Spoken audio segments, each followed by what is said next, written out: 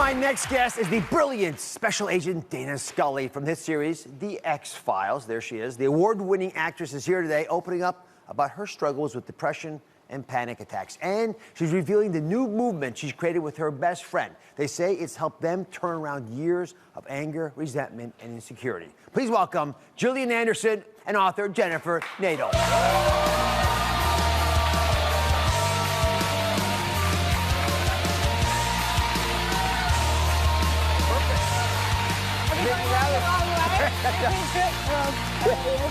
There's no wrong way on this show. How are you, Jennifer? Please have a seat. So thank you very much for making time. I gotta say, can I be a fan for a second here? People don't know this actually, but you were actually a doctor in the show, which people who are fans know, but a lot of folks may have forgotten. And to me, it was always amazing that you were able to bring those two together. So the Scully effect, which, to be clear, is a surge of women going into law enforcement and medicine because they saw you had done it. No, it's how things, I think it's pretty cool. Women are propelled in the fields because they have a vision that it could be them. Isn't that pretty cool? Well, I think, you know, when The X-Files was originally on, a lot of women didn't see themselves at that time in the 90s represented on television. And when Scully came along, they saw somebody that represented their level of intelligence and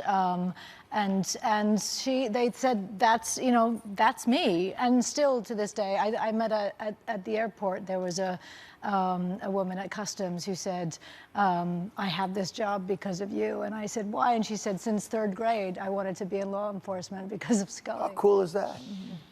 So Jennifer, this project you guys are working on has to do with the fact that women do not talk about mental health. Guys don't do it much either, but women usually are much more open about factors that influence their health. And you argue that being open about your own history has freed you. How so?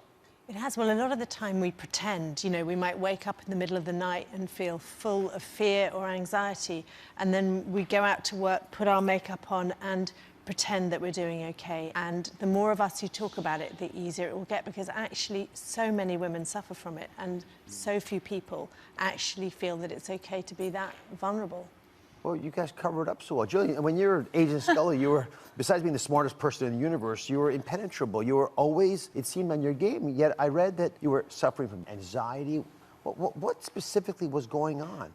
What started to happen for me when I was pregnant during the series is I started to get massive panic attacks. And I think it was a mixture of unresolved childhood issues that I hadn't really dealt with, a mixture of a high stress job, you know, 16, 17-hour days. I was in my early 20s, and hormones of being pregnant, and that kind of perfect storm led to about a year-long experience of daily panic attacks. What kinds of things did you have panic attacks around? I don't know if there's any trigger that you identified. I don't think there was necessarily a trigger while I was doing the series. I think that, you know, I was in high stress and fear and not properly knowing how to take care of myself. I had already been introduced to some of the tools that we have in our book, but because of the nature of the work that I was doing, I couldn't figure out how to take care of myself. I didn't know how to fit in those little things that I needed for self-care that might have settled my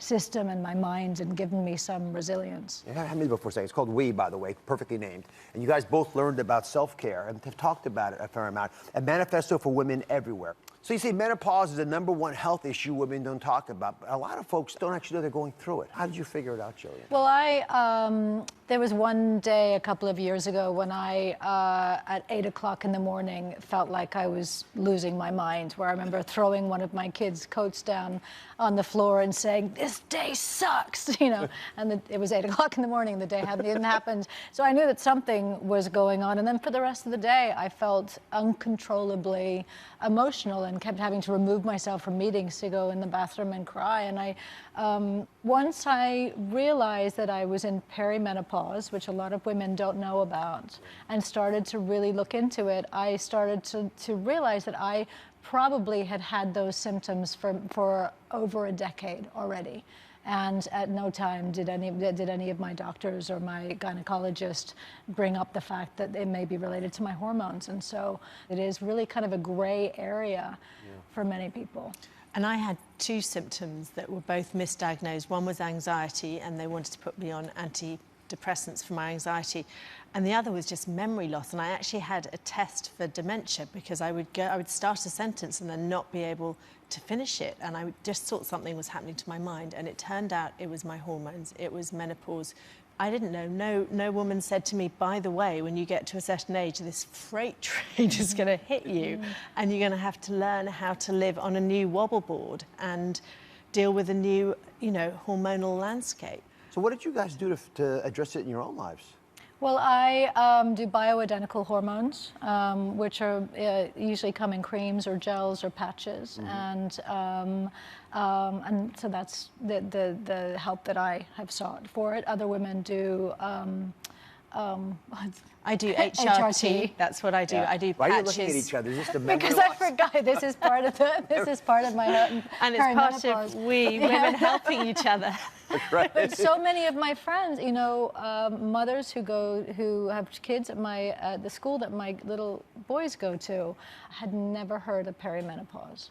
Never heard of it. And most of them were already starting to exhibit some of the symptoms. Yeah. That is extraordinary.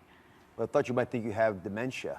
And have that diagnosis mistaken is scary in itself. Anyway, thank you both very much for being here. This book is fantastic. It's called We. Is a screenshot of everybody. It's called A Manifesto for Women. And everybody in our audience, you're all going home with one, even the men. Give it to the women in your life. Everyone at home can sign up for my newsletter on DrOz.com for a chance to win one of Gillian's books. Take care.